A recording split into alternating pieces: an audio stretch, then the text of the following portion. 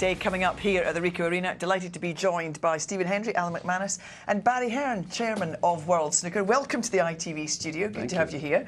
The tournament is into its 6th year now here in Coventry. We know the players love it because they tell us. We know the crowds love it because they all pack into the stadium.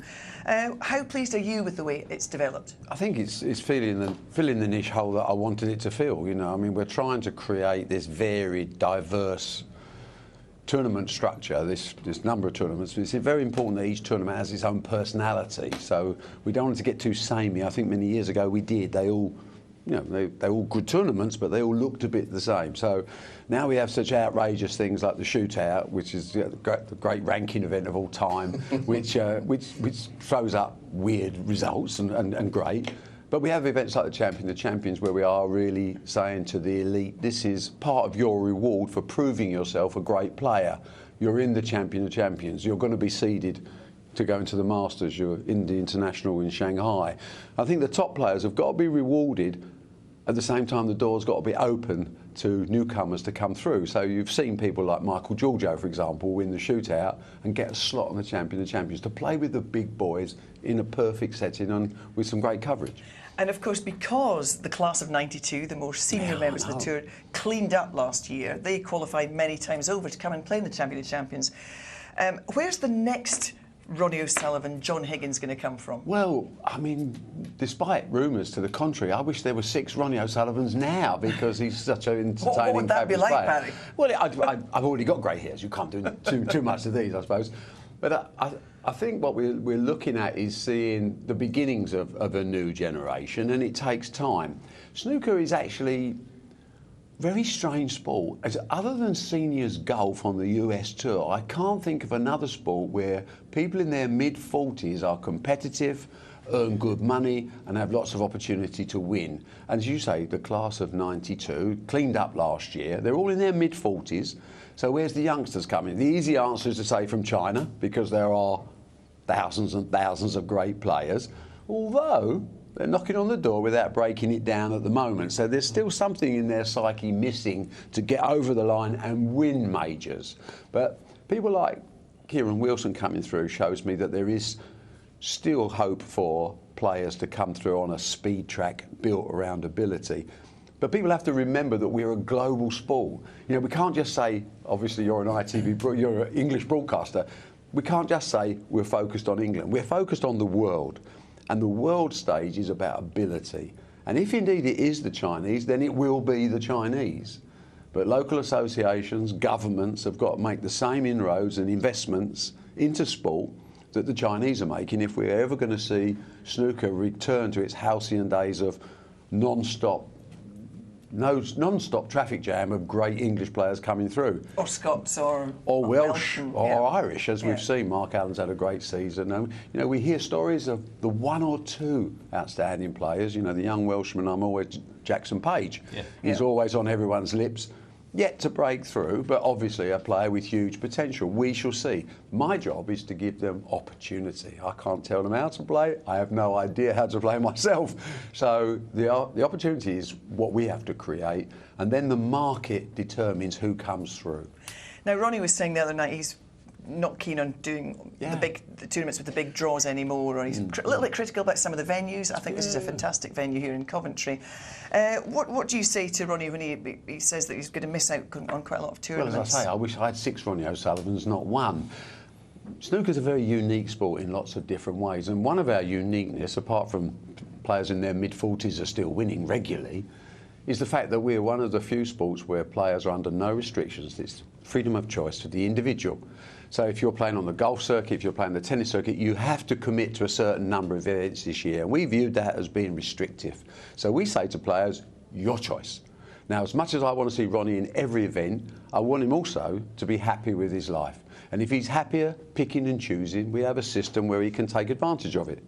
I heard John Higgins the other day saying he fell out of love with the game, he was tired. I'm not surprised, he's in his mid-40s and he's competitive.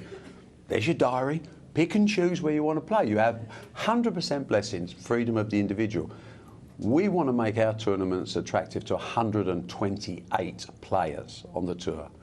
We are not led by 1, But we listen to everyone's complaints and we try to educate them into the proper way of moving forward. For example, venue selection. Events have to grow to justify. We run a proper business. We're not going to be outdoors at Wembley for the English Open. It doesn't justify Wembley Stadium. But we run a business aimed at increasing prize money to levels that we've never seen in this game before for a sport that has never been so successful. Today, snooker is more successful than it's ever been before in terms of global audience, in terms of prize money available to players. That's our primary objective. After that, it's the player's choice. If you want to play, God bless, we love to have you. If you don't, okay, it's your call. You mentioned new venues. Of course, we're at Cheltenham next year for one of our tournaments, and the series goes on into the Players' Championship and then the Tour Championship, a new event. Now, the one thing, you know, if Ronnie doesn't play in events and he doesn't get up the year list, he'll not make these. Oh, he'll make it. He'll make it. Don't worry about that. He'll make it. Give us a word on the Tour Championship then. Well, I'm so excited about it because I've never had an original idea in my life. You know, I just copy other people's good ideas and then I take all the credit. That's how I work. And I love the FedEx Cup in America, the golf championships, which is talked about all year, and everyone is killing each other to try and get into the top 120 or whatever it is for the first round, and then it just goes down, but the prize money stays the same. So the rewards go up for the players. What we've done with the series is, unfortunately, I have to say, with your backing as well, because it's been a joint venture, it's been a partnership of how we can make this great game greater. So we've got this idea of 1 year, so it's not like 2-year rankings as how you fix your world rankings. 1 year, so if you've had a bad season, you get punished. If you've had a great season, you can go from 0 to hero. So all these kids, and sport's about kids and their dreams and giving them the opportunity. Then it's up to them, it's about ability. Top 32 on a 1-year ranking goes into the Grand Prix. Then 16, and then 8. I think the beauty of the race to the Players' Championship, Barry, is I call it a race within a race of the rankings. We used to have the rankings got updated once a year at the end of the World Championship, and it gone a bit stale. We want players to, all right, you've had a good couple of seasons, but you can quickly get into that's the beauty of it, isn't it? Quickly get into the Grand Prix. I think it works both ways. Top players are told, look, you know, you deserve respect for being a top 16 player, but you don't deserve massive advantage. You've got to keep doing it. You've got to keep justifying your top 16 and we status. Like the best of 25 final, by the way. Everyone likes well, that, so give us more of that. But you players always would. I mean, Stephen Hendry, when he was at the top of his game, which was about 3 weeks ago, would prefer every event to be best of 101 frames because he knew that he was unbeatable by 101 frames. It's a bit like Ronnie would like to pick and choose his events. Ideally, Ronnie's favourite event would be 2 players and he'd have all the money. Yeah. You know, it doesn't really work like that because we've got 128 players to look after. But what I like about it is he's got people like us now talking about snooker, talking about where am I? I had a good result in China last week. I've gone into the top 32. If I can keep that going, I'll make the Grand Prix. With a bit of luck, that might get me into the players, and then I might get into the Tour Championships, the creme de la creme, the 8 players that have performed the best over a 1 year period. Jimmy Robertson has done it, isn't he? And Jimmy Robertson is now looking at going. Well, when you look at it, though, because you know how much I love numbers, you know, I think there's 13 players outside the top 32 in the 2-year list that's in the 1-year list top 32.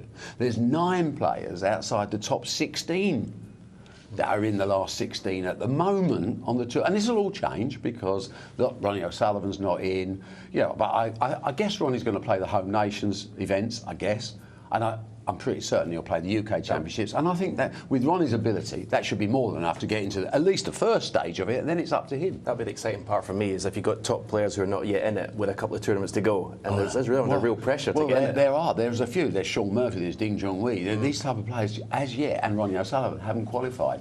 So it's about making the sport more innovative, more exciting, but creating more opportunities for media stories when a kid comes from nowhere to achieve his dreams. And that really is the essence of sport in its entirety. Well, let's get the sport underway. Barry, listen, it's been a pleasure having you today. Absolutely lovely. Thanks very